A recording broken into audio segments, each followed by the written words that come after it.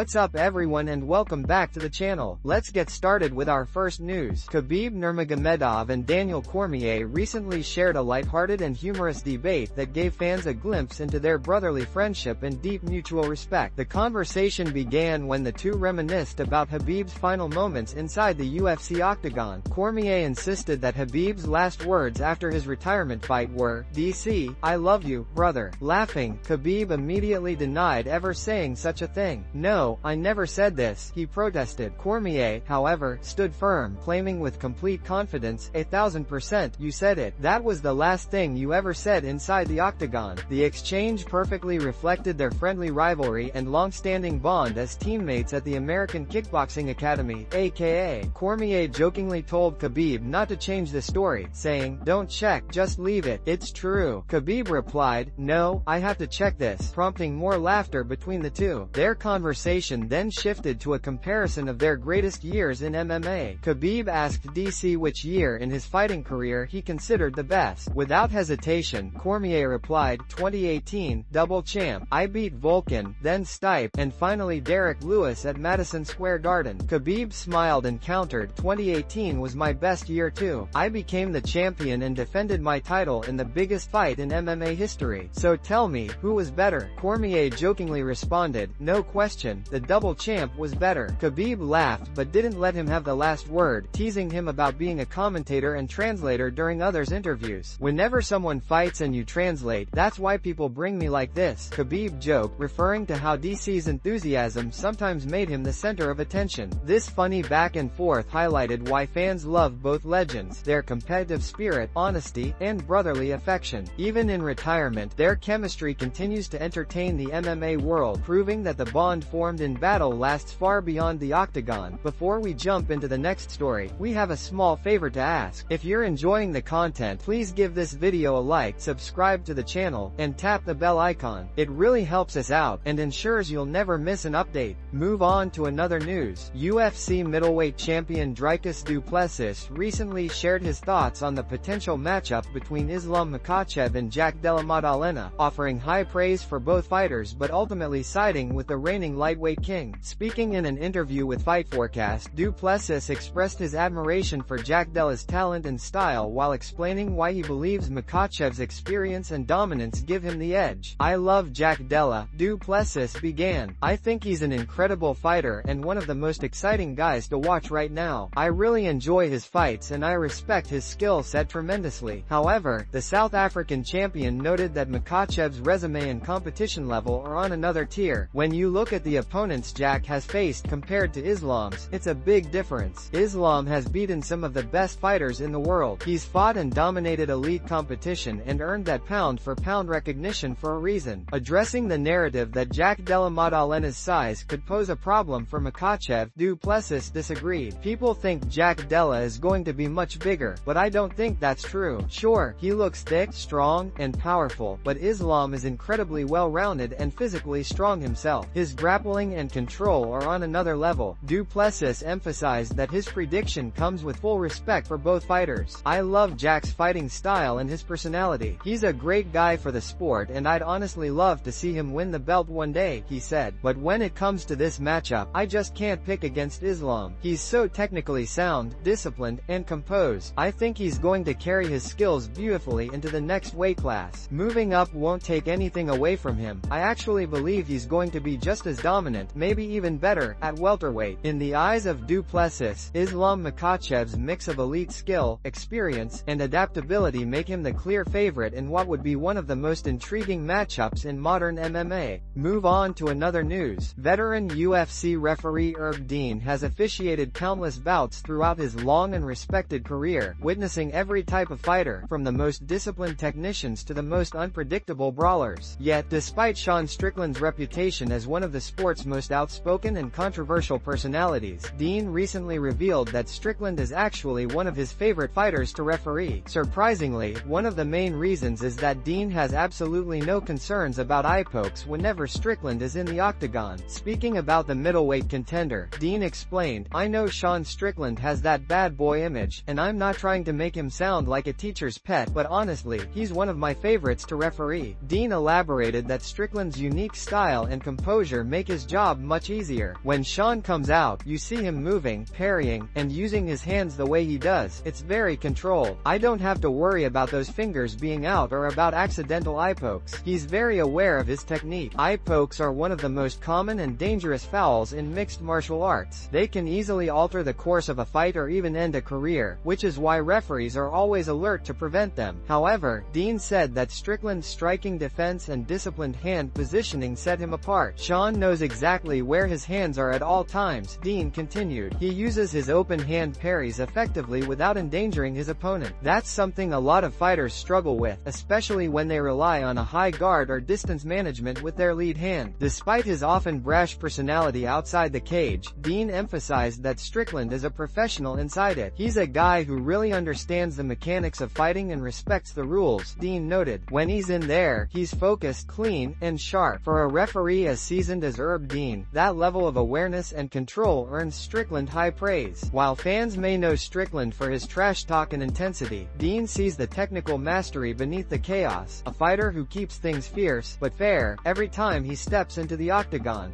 Move on to another news. UFC lightweight champion Islam Makhachev recently joined Josh Thompson on the Weighing In podcast, where he discussed his upcoming welterweight debut against Jack Della Maddalena at UFC 322, as well as his deep bond with mentor and lifelong friend Khabib Nurmagomedov. Makhachev acknowledged that his fight with Della Maddalena could be one of the toughest challenges of his career. Honestly, this might be one of my hardest fights, Islam admitted. Jack is big, strong, and good everywhere. Maybe his wrestling defense isn't the best, but his grappling is very solid. He can defend well and get back to his feet quickly, so I have to prepare for everything. I can wrestle with him, grapple with him, or strike with him, whatever it takes. He added that Della Maddalena's previous performance against Belal Muhammad gave him insight into what to expect. Belal tried to wrestle him, but Jack defended very well. That's why I have to be ready for all situations. If he stops my wrestling, I'll try again. If it still doesn't work, then I'm ready to strike with him. I'll find a way. However, the most heartfelt moment came when Islam spoke about his relationship with Khabib. When asked what Khabib means to him, Makhachev's respect and admiration were clear. Khabib is like my older brother, he said. In our culture, if someone is older than you listen to them and respect them. If Khabib told me tomorrow, no more fighting, I would stop. I would listen to him without question. Islam explained that Khabib isn't just a mentor in fighting, he's a guiding figure in life. He's the one who takes care of us in the gym, who controls everything, who always wants the best for us, Islam said. He knows how to make champions, not only inside the gym but also in life. He's done everything for me. Sometimes I don't even have to ask, he already knows what I need. For Islam Makhachev, success inside the octagon isn't just about skill or strength, it's about loyalty, guidance, and respect. And if Khabib ever asked him to walk away, he says he wouldn't hesitate. Move on to another news. Rising UFC middleweight prospect Bo Nickel recently joined Jorge Masvidal's podcast to open up about his first professional setback, a TKO loss to former One Championship titleholder Rainier de Ridder. Ahead of his comeback fight against Rodolfo Vieira at UFC 322, Nickel spoke candidly about what went wrong, what he learned, and how the experience has reshaped his approach to fighting. Nickel explained that he entered the fight feeling well prepared and confident, but the damage from de Ridder's knees caught up to him faster than expected. I came in shape and thought I was ready, Nickel said. When the first knee landed, I thought, no big deal. The second one didn't bother me either, but by the end of the first round, he had landed 7 or 8 clean ones, and that's when I started feeling it. The accumulation really hit me. I realized this is not good. My body got heavy, my reaction slowed down, and I'd never really taken that kind of damage before. Masvidal, who was impressed by Nickel's composure despite the loss, shared his own perspective. He believed Nickel's wrestling heavy approach could have been used more effectively. You had him against the cage, you were controlling him, Masvidal said, but instead of keeping him in a position where he could throw elbows and knees, if you had taken him down and kept him there, he wouldn't have gotten away. You could have controlled the fight. Nickel agreed that his mindset as a wrestler may have worked against him in that moment. Coming from wrestling, the goal is always control, hold the guy down and score points, he explained. But fighting isn't like that. In MMA, control doesn't just mean holding position, it means doing damage and avoiding damage. That's something I have to adjust to. Despite the defeat, Nickel views the experience as invaluable. It really shifted my mindset, he said. I learned a lot about myself and about what it means to truly fight, not just wrestle. I'm taking those lessons into this next one. I'm better now, mentally, physically, and strategically. As Bo Nickel prepares to face submission specialist Rodolfo Vieira, he's determined to prove that one setback won't define his career, it will refine it. Move on to another news. UFC welterweight champion Leon Edwards has firmly dismissed Jorge Masvidal's latest attempt to reignite their rivalry, this time, with Masvidal publicly campaigning for a fight against him at the rumored White House card. While many fans immediately took interest in the idea, Edwards made it clear he has no real desire to entertain the matchup, suggesting that a fight with Masvidal would do little for his career at this stage. When asked about Masvidal's call-out during a recent interview, Edwards couldn't help but laugh. "Yeah, I've seen it," he said, grinning. "Jorge's trying to make that pitch for the White House fight, but honestly, fighting him now? I don't know what that does for my career. That moment has passed." Edwards referenced their infamous backstage altercation in 2019, where Masvidal struck him during a post-fight interview in London, and hinted that any personal issues between them no longer warrant a professional rematch. "That's something that got settled on the street already," Leon said. "It's long gone as far as professional competition goes." Despite dismissing the matchup, Edwards did acknowledge that the concept of fighting at the White House would be an interesting and historic opportunity. "Yeah, that would be sick," he admitted. "It's one of those one-off, iconic things to do, but to be honest, it feels more like an American thing. I'm Jamaican. Fighting at the White House isn't something I ever imagined or had on my bucket list." He went on to say that while some fighters, like Colby Covington, might find the idea especially exciting, it doesn't hold the same significance for him. "I wouldn't be as hyped as someone like Colby," Edwards said with a smirk. "He'd probably be over the moon about it." In short, Edwards made it clear that his focus remains on meaningful challenges that elevate his legacy, not on settling old grudges. For him, the Masvidal chapter is closed, both in the cage and in life.